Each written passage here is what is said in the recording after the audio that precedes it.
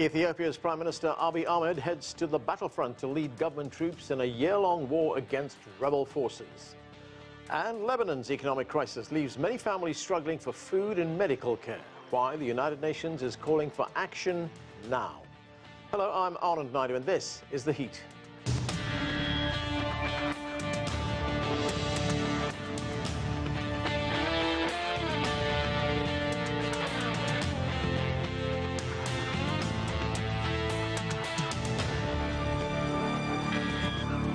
We'll have more on the humanitarian crisis in Lebanon later in the show, but we begin in Ethiopia, where that country's Prime Minister announced this week he'll join soldiers on the front lines.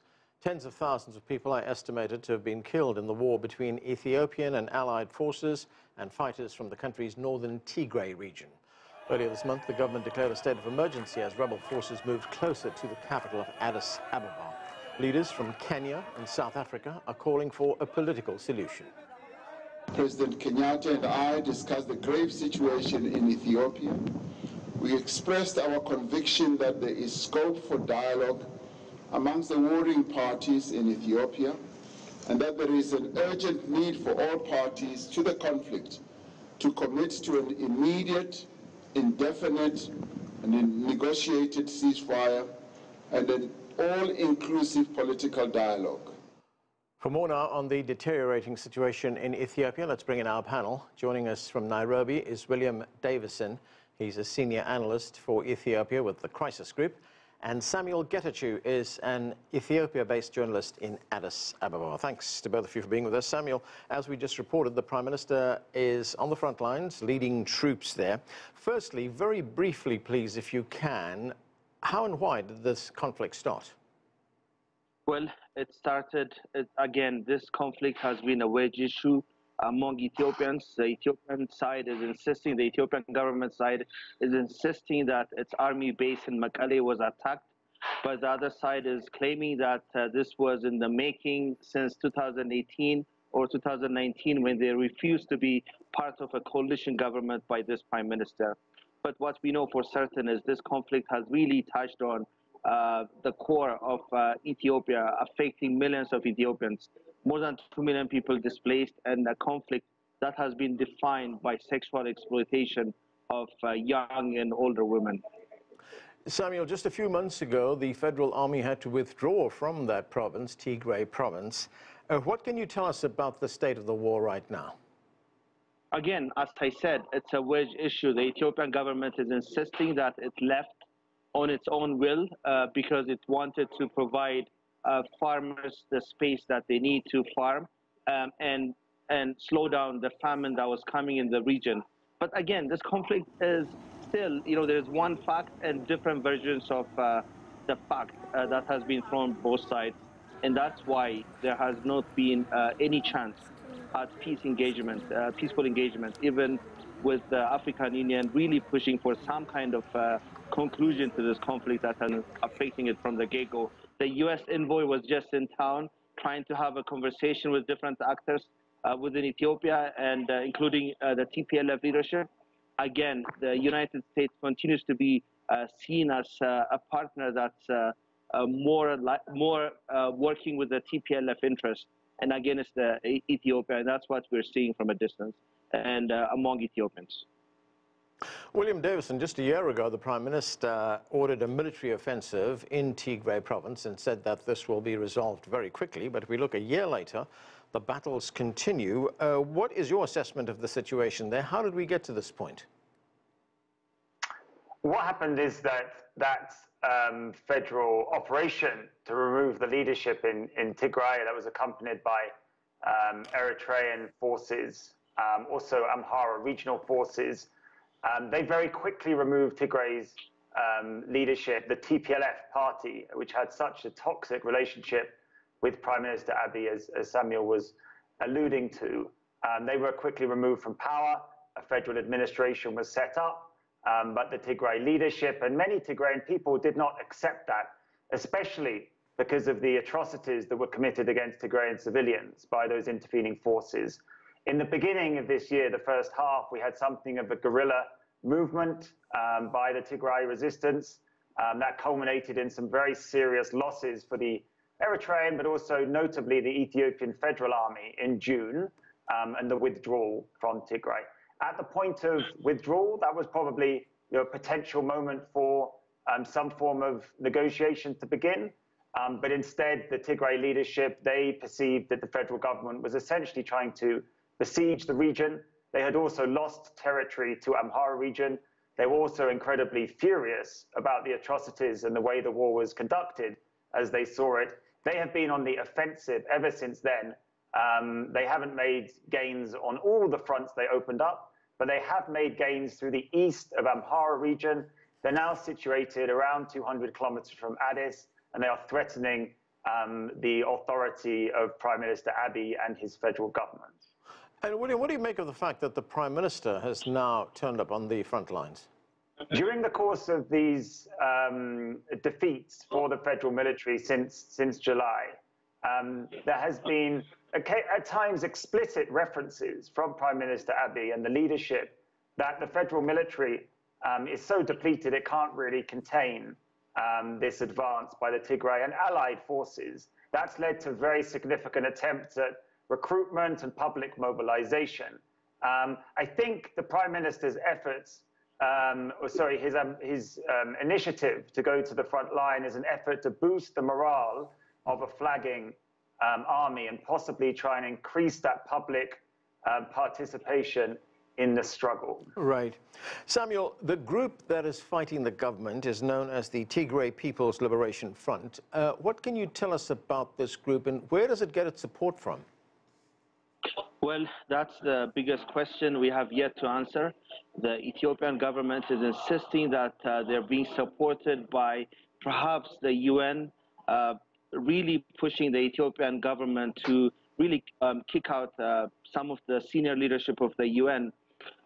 But also the Biden administration is accused of supporting the TPLF while ignoring the independence of the nation. But again, this is really, William has really touched on the core of what the problem is. But the UN, the United Nations, has released a report in the last few weeks, really saying that all actors in this conflict have been involved in some kind of allegations of crime. This is a conflict that has been defined by sexual exploitation, as I've said again and again. Again, it's not just on one set of actors, it's all of them that have been involved. And we hope, I'm not just a journalist speaking to you, I'm also a human being. And we hope this kind of report will be the down payment of the kinds of report, the independent report that we really need to understand exactly what happened. So that's the only way Ethiopia could move forward. But I have to highlight, it's been a painful year for Ethiopia. And those of us that have been able to cover and travel to these areas, we've been touched. This did not just happen in Tigray. I'm not trying to discount what has happened in Tigray, but this has happened in Amhara and Afar, and too many victims in the millions. And when we begin to see the faces behind these numbers, we'll be shocked exactly what happened in this, one of the darkest year of Ethiopia for me. Samuel, given the level of mistrust between these two sides, what is the likelihood of perhaps a peacekeeping force being deployed in the region while leaders try to come to some kind of political solution? Well, there has been a peacekeeping effort in Ethiopia. I remember in 1998, during the Ethiopian and Eritrean war, there was lots of peacekeepers that did come to Ethiopia to try to settle or lessen the impact that the war was happening at the time. And that might be one of the options that Ethiopia really needs to really have Ethiopians coexist. We have looked at the numbers and we've been given different numbers, but at the end of the day, when this conflict is over, and we hope it's over very soon, Ethiopians have to coexist peacefully. They need to have a conversation. What happened? How did this happen? How did we get there? Are some of the questions that need to be answered. And again, it's been a painful year for Ethiopia and those of us covering this conflict. Right. William, President Joe Biden, he says that the civil war in Ethiopia is a threat to the national security of the United States. The United States is also threatening sanctions. Here's the U.S. Secretary of State, Antony Blinken. Let's listen. There's no military solution to the challenges in Ethiopia. None of the different combative parties can prevail by military means. That's a path to destruction for the country and misery for the people of Ethiopia, who deserve a lot better. So I hope that all of the leaders, starting with, again, the leader of the country, the Prime Minister, will do that, bring people together, and work through these problems politically. William, firstly, how is the civil war in Ethiopia a threat to United States national security? And secondly, what are your thoughts on a political solution? Ethiopia is the most important country in the Horn of Africa, a very volatile region. Obviously, very close to important sea lanes. It's also a country of 110 million people. So, any serious instability in Ethiopia would lead to possibly huge refugee outflows, economic impact on the rest of the region. So it's that type of potential impact. I think the issues preventing a political solution are that, since July, the Tigray forces have got themselves into a commanding position. They've got demands not just for, humanitarian access to be opened up to Tigray, but also these territorial demands, which open up territorial claims, which opens up a very thorny dispute with Amhara region. The Tigrayan position recently has been, saying that they are not even willing to negotiate with Prime Minister Abiy Ahmed. So I think, you could see the problem, because none of these demands are acceptable to the federal government. And it's only when we see some shift in the conflict, perhaps more pressure put on the federal government, and maybe we'll see some serious concessions that might at least halt the Tigray advance, establish some form of ceasefire and some sort of political track. But at the moment, sadly, all we see ahead is more conflict. Samuel, as you pointed out earlier, this has led to a humanitarian crisis in the country. There is a government blockade right now, which is preventing aid getting to the Tigray region. The United Nations has warned that thousands of people, hundreds of thousands of people, are at risk of starvation. Here is the Director General of the World Health Organization. Let's listen to what he had to say. People are dying because of lack of supplies. We cannot send supplies and medicine to Tigray because it's under blockade, and the blockade is systematic. So no medicine, people are dying, no food, people are starving, no telecommunication. They're isolated from the rest of the world. So Samuel, what is your assessment of the humanitarian situation there? I concur with what was just said in terms of having no communication, aid being interrupted. But again, to be honest, the Ethiopian government blames the TPLF, the TPLF blames the Ethiopian government. So it's really been tough. It's been a catch-22. But I have to go back and comment on the sanction, the potential of sanctions. Yeah. There is some kind of arrogance, some kind of entitlement from the United States. Whenever things don't go their way, they just decide to sanction a country like Ethiopia. There's always, sanctioning different actors in government. There is an assumption that every government official wants to go to the U.S. I have to be honest, Africans are now going to China and Turkey and Dubai instead of really going to the U.S. So that entitlement hasn't really helped, even to have an influence for the U.S. to play a role in this conflict, and they have been forced to really play a supporting role with the African Union, and that has been unfortunate in terms of the American leadership that has really been distinguished in the past.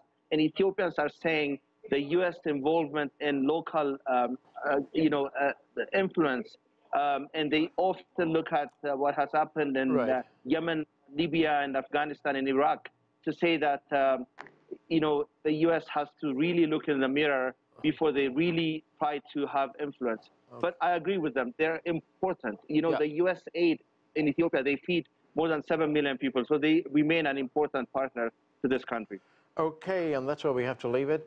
Samuel Getachew, William Davison, thanks to both of you for joining us. Thank you. Thank you.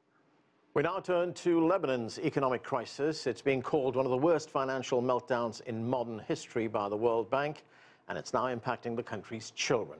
The United Nations says many children are being left without access to food, medical care, or an education. UNICEF's representative in Lebanon, Yuki Mukoa, is calling for action now. This is a children's crisis. Again, you hear all this headline news talking about economic crisis, financial crisis, and the political crisis. But let us face it, it is a crisis of children which we cannot afford. Urgent action is needed. The needs are massive, and the cost of inaction is too high. Unless we act now, every child's future in Lebanon is at stake. For more now on the situation in Beirut, we're joined by Luna Safwan. She's a journalist and communication specialist, and Habib Battah is an independent journalist and the editor of BeirutReport.com. Thanks to both of you for being with us. Habib Battah, let me start with you. Beirut was hit by that massive explosion in 2020. We all remember those pictures we saw on television. Many people lost their lives and were injured. Large parts of the city were destroyed. Now the country is facing triple-digit inflation. There's a shortage of energy. There's a shortage of medicines. And we're hearing that 3/4 of the country are now in poverty. Can you give us a sense of what day-to-day life is like in the country right now? Well, for most people, it's a real struggle just to be able to get to work, to be able to afford gasoline. The price of gasoline has gone up 6 to 7 times. So every trip, you see a lot less traffic on the roads. Every trip is a big consideration, whether you can make it or not. People are having trouble getting to work, having trouble paying for their children's school tuition. People are really suffering, not able to buy food. People are eating less meat. People are avoiding hospital visits, asking friends to bring them medicine from other countries. There's no medicine available in a lot of the pharmacies, or the price is very expensive. Some people are living by one light in their home or one candle light, depending on how much they can afford for electricity. We're living on private generators, so the government is providing about 1 hour of power per day. So many families find themselves staying in one room under one light with little internet or television even. What about things like shops, Habib, like supermarkets and grocery stores? Are they open? They are open. Again, the price has grown by multiples of 5 to 10 times the amount of basic goods. So the price of butter, for example, has gone up maybe by 70 or 80%. Or more, actually, multiple times increase in the price of any kind of basic goods.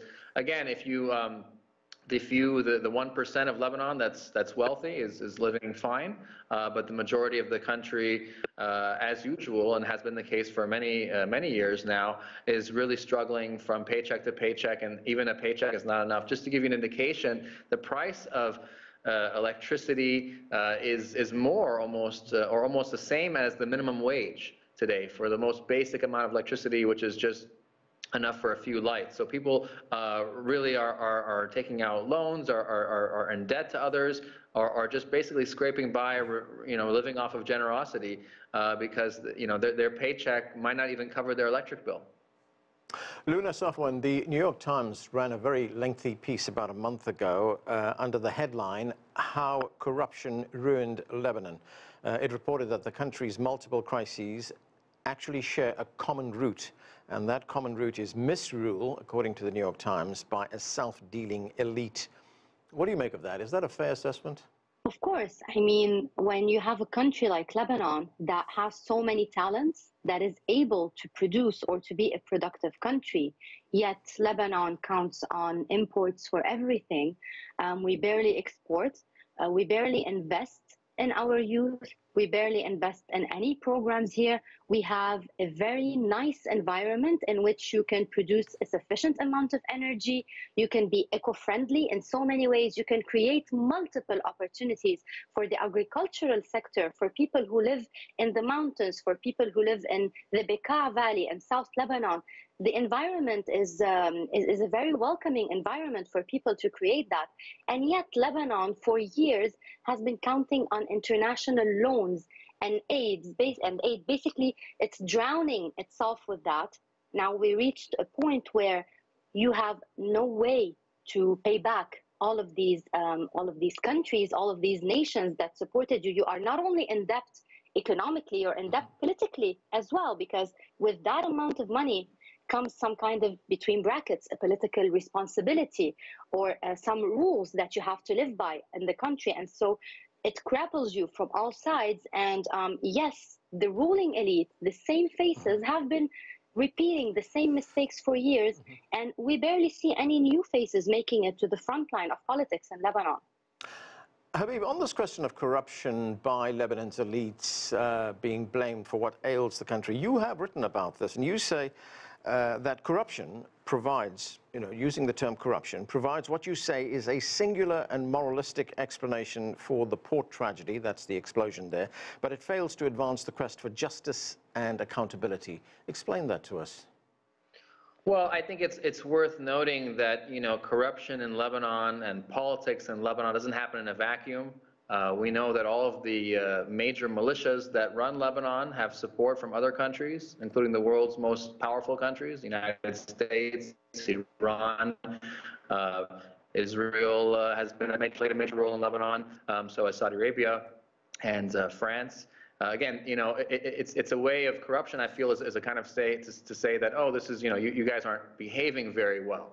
Well, the behavior of Lebanese politics is really a reflection of the broader regional and worldwide community who has strategic interest in the Middle East and has actually an interest in continuing to perpetuate a paralysis in Lebanon, to use Lebanon as a proxy battlefield. And so we can, I think corruption exists all over the world. I think some of the world's greatest and most powerful companies advance themselves by being ruthless and self-interested. So the idea is not a moral problem, I believe, here, but there's a problem of political power sharing in Lebanon. You really can't run a country when you have multiple centers, multiple governments, basically, multiple militaries. And so Lebanon suffers from a basic fundamental problem, I would say, not of morality or good behavior, but of a system with no real hierarchy. There's a structural problem in Lebanon where no one really wins. We have a situation in the country where it is a proxy battlefield. So different countries keep putting money behind different groups, and that's why they become relevant. These political leaders we have would be totally irrelevant if they didn't have the backing of France or Saudi Arabia or Iran or the United States of America. So it is a very easy way, I think, to dismiss countries by saying that they're corrupt. It doesn't really address the deeper issues, the structural problems with the world economy, for example, where countries like Lebanon don't really produce much. It doesn't matter really how good your behavior is. If you don't produce products, we have no industry in this country. And we have no tourism in this country because this country is constantly unstable. So political stability is a very difficult process, usually a violent process, but in a country like Lebanon, there is a kind of interest in keeping it unsettled. Luna, in Lebanon, you have a population that is skilled, that is educated, but we are also seeing that large numbers of young people are leaving the country right now. Let's listen to the UN Special Rapporteur on Extreme Poverty and Human Rights, Oliver de Schutter. One woman told me, I would prefer to be an animal than to have to live in these conditions. Children of 8, 9 years old, they speak about the devaluation of the lira and their willingness to move abroad. This is a country that is not only losing its most precious capital, which is its population, formerly highly educated, with now surprisingly high rates of school dropout by young kids that are forced to work by their parents.